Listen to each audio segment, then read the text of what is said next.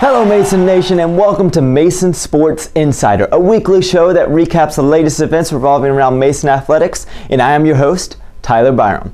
This show will feature game-by-game highlights and touch on every major sporting event related to George Mason University.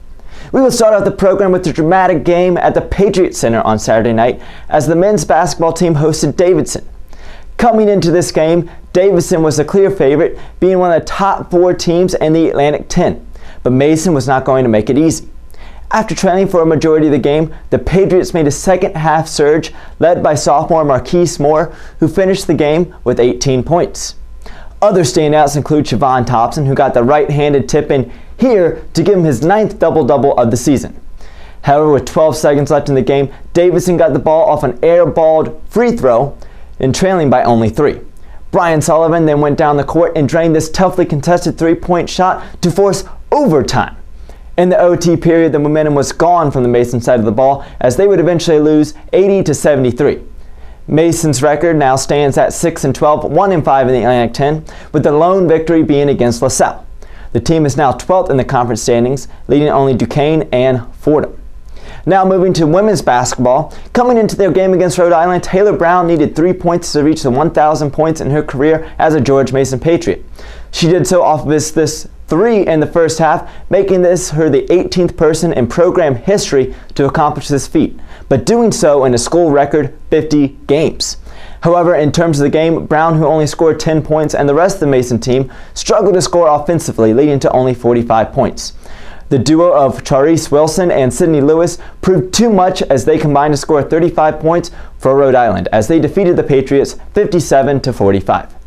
As a result, Mason falls to 11-8 overall and 3-3 in the Atlantic 10, while Rhode Island moves to 12-7, 4-3 in conference play. As far as the Atlantic 10 standings are concerned, Mason now sits at 8th place in the conference, while revolutionary rival George Washington continues to run away with the conference with an undefeated 7-0 conference record. Currently in games 5 and 6 of a 10-game road trip to start the 2015 season, the men's volleyball team traveled to number 13 Ohio State and the University of Charleston, West Virginia this past weekend. The team started with a loss to nationally ranked Ohio State 3-1 on Friday night as Paco Velez led the team with 17 kills and freshman Brian Negron led the team with 41 assists. As they traveled closer to home on Saturday, the team was able to sweep past the University of Charleston, West Virginia 3-0 to get their first win of the season.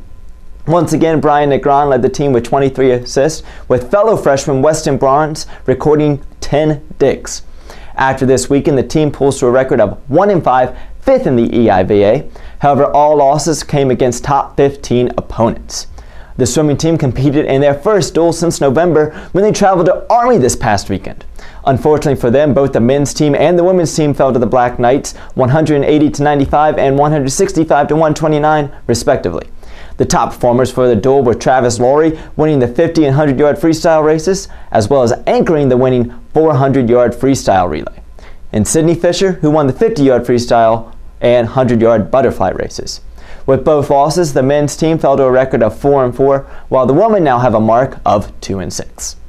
Competing in their second season of EWL play, the Mason wrestling team won their first ever conference duel earlier this season. As they continued the season on Friday night, the team lost their first conference duel of the season to Lock Haven by the score of 31-6 after originally starting out the season 2-0 in EWL play. On Sunday at the Rack, Mason hosted both Rider and North Carolina, netting losses of 25-13 and 29-6 respectively. The highlight of the day goes to 157-pound Gregory Frillery of Mason, who won both of his duels and took down Chad Walsh of Rider 5-1, who is nationally ranked in his weight class. The wrestling team now falls to 7-8 overall and 2-2 in the EWL. Earlier this week, redshirt senior Jake Kedler was ranked 25th in the first NCAA Division I coaches poll of the season. He weighs in at 285 pounds with a 21-8 overall record. In 2013, Kedler also received an at-large bid to the NCAA Championships. The women's tennis team opened their season at the VCU 4-1 tournament after an injury-riddled 2014, finishing Atlantic 10 play at 1-4, 11th out of the 13 teams in the conference. They opened the tournament with a 3-2 victory over Howard with a pivotal win in their doubles match. And then as they later played VCU, last year's conference champions, Mason was unable to win any of the matches, falling to 5-2. falling 5-0, putting their record at 1-1 for the tournament. As the season will progress, it is worthy to take note that Mason will compete this season with no seniors on the team. As the weather continues to get colder, the closer to baseball season we get. The preseason officially tipped off as Mason Athletics honored Kansas City Royals and Mason baseball alumni Dayton Moore, J.J. Piccolo, Lonnie Goldberg, and Ken Munoz at first pitch dinner to celebrate their American League championship and trip to the World Series. At this event, current and former players of the baseball team received their 2014 Atlantic 10 championship rings. Proceeds of the event will be put to the Mason baseball program, who participated in their first official practice of the season on Friday.